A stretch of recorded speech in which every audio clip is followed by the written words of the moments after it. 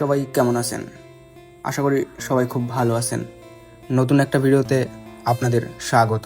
চলুন আজকে কথা বলবো সরকারি সৈয়দ হাতেম আলী কলেজ বরিশাল নিয়ে। বরিশাল সদর উপজেলা ঢাকা বরিশাল মহাসড়ক সংলগ্ন এলাকায় এটি অবস্থিত। এই সরকারি সৈয়দ হাতেম আলী কলেজ 1966 সালে দান দক্ষতা ও স্থায়ী জনসাধারণের প্রচেষ্টায় জাতীয়করণ হয়। 1986 সালে সরকারি হাতেম আলী কলেজ রূপান্তরিত হয়।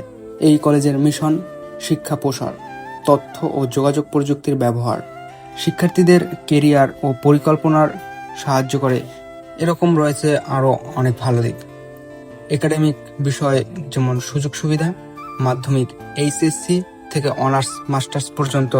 এখানে অবকাঠামো রয়েছে সুসজ্জিত বিজ্ঞানাগার, কম্পিউটার ল্যাব, গ্রন্থাগার, বিশাল খেলার মাঠ, ছাত্র ছাত্রীনিবাস, পরিবেশ বান্ধব ক্যাম্পাস, শিক্ষার্থীদের জন্য নিয়মিত tutorial, class model test, workshop এবং অভিভাবক দিবসের আয়োজন রয়েছে।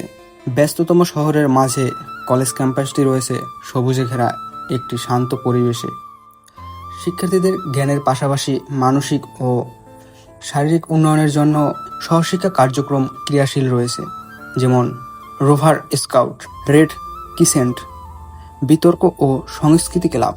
এখানে কিছু সমস্যা বা চ্যালেঞ্জ আছে যা ইতিমধ্যেই জনসাধারণের নজরে এসেছে। শিক্ষার্থী ও কলেজ পরিচালনার কিছু ছাত্র ছাত্রীরা পরীক্ষা সংক্রান্ত অভিযোগ তুলে ধরেছে। ছাত্র ইউনিট ও ক্যাম্পাস নিয়ে কিছু রাজনৈতিক ঘটনাও ঘটেছে, যা খুবই সামান্য। এই কলেজের ভিতরে রয়েছে একটি সুন্দর গার্ডেন। এই গার্ডেনটা শুধু সৌন্দর্যই বাড়ায় না, ছাত্রছাত্রীদের মানসিক শান্তি দিতেও সাহায্য করে।